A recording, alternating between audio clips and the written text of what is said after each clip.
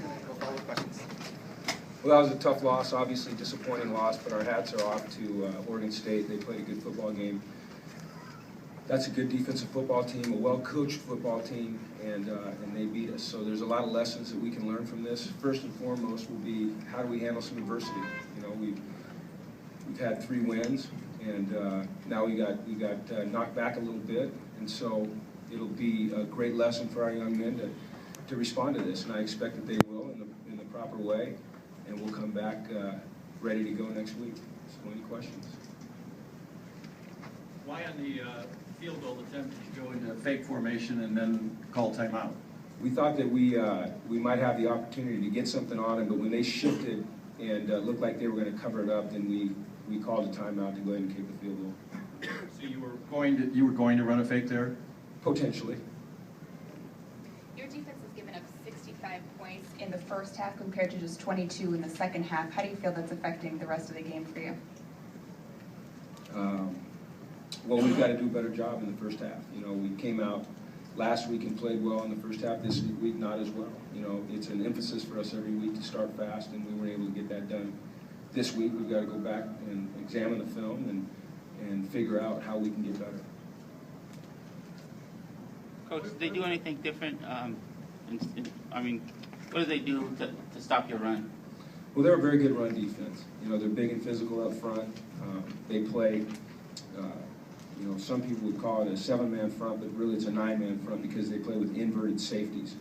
So they get those guys down and run support very, very quickly, and they're stout at the point, and they were able to just to win the battle at the line of scrimmage offensively today. What about the disappointment of the stadium today is not quite full, you're turning the corner, 3-0 start, a favorable schedule and everything else? What's your feelings as you look at what this does to you? I just feel like we have to keep our eyes forward and continue to work hard. Jim, what could you see out there that was obviously different from you guys this week as opposed to the previous week? Well, we were playing a really good football team, and they were having success at the line of scrimmage. When they had to make plays running the ball in the second half, they made plays running the ball in the second half. I think in the third quarter, there was a critical time there where we had the 2 takeaways, and we were not able to get any points out of that. I think that gave them momentum, gave them energy and hope, and it you know, took opportunities away from us. So we've got to figure out a way in those situations to do a better job. Do you see any maybe little slip in the discipline with the penalties at bad times, the false start, the personal foul later in the game?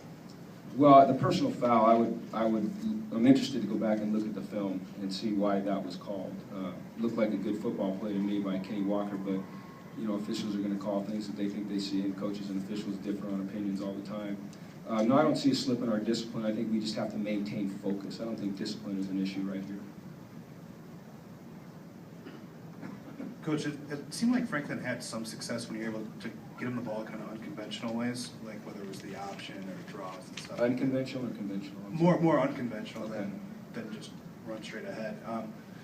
Did you see him have success in those areas, and was that something that you were trying to find other ways to get him involved offensively? Well, when you're struggling to move it in a conventional way, which is, you know, your bellies and your dips and your inside and outside zone plays and things like that, and you're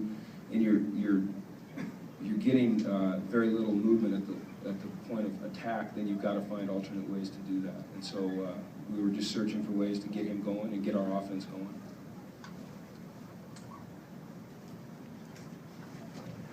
How much did not having Jeff Baca today hurt the offensive line? Well, Jeff's a very good football player for us, and he's our veteran. You know, we've got 3 freshmen, a sophomore, and Jeff Baca, and you know, he's, like I said before, Jeff's a glue guy. But to say that that was a reason we were able to get things done would be an excuse, and we're not going to make excuses. We certainly want to get him back in there as quickly as we can, but when he's not playing, whoever steps in for him and whoever's playing around that guy, we just have to do a better job. Coach, it seemed like you had a lot more drops than usual, even than during practices and stuff. Is there a reason for that, and then how much does that cost you today? I didn't count the drops in the game. I think some of those, there's so many different things that go into a drop. Maybe the ball placement isn't exact. Maybe you know, maybe the guy runs his route a little bit differently than he should, so the timing's off a little bit. I think that a lot of those things happen today, so we've just got to do a better job of focusing on the ball, catching the ball right, running the right route, putting the ball where it's supposed to be, protecting up front so our quarterback can step into it. Just, you know, all 11 doing a better job. Coach, what are some of the things that you saw out of Shaq today? Well, he made big plays, you know, when we needed him to, and he caught the ball in traffic. Shaq always does a good job blocking downfield, and he continued to do that. You know, he's just a tough player. You know, he came out, took that pretty wicked hit to the back where his helmet popped off. He got actually stepped on when that happened, and he just, you know, he was out for a play by rule, and he put his helmet back on, and he came back in. And he's a tough kid. Why were you thinking fake field goal? Well, we're always trying to find ways to put points on the board. And that was a point in the game where they had shown some things on the film that we've been able to watch, the one game this year and the 2 games last year. It looked like we might have a chance to get a 7 instead of a 3. And when they shifted, when we shifted and they covered it up, our plan all along was to call a timeout and then kick the field goal. Jim, over here, you've got a pretty young team. What are you going to be looking for this week in terms of how, you know, overcoming this loss? Well, I want to see how we bounce back and, you know, come back to work focused. You know, we've got 24 hours to get over this. There's going to be a lot of changes this week. You know, school starts, our schedule changes. So we're asking a lot of these young men this week, but I think that they'll respond. That's my feeling, is that they'll respond. Just all indications that I've gotten from these guys since I've known them are that they'll respond. So, you know, we'll get back to work. Any other questions? Okay, thank you. Thank you. Myers?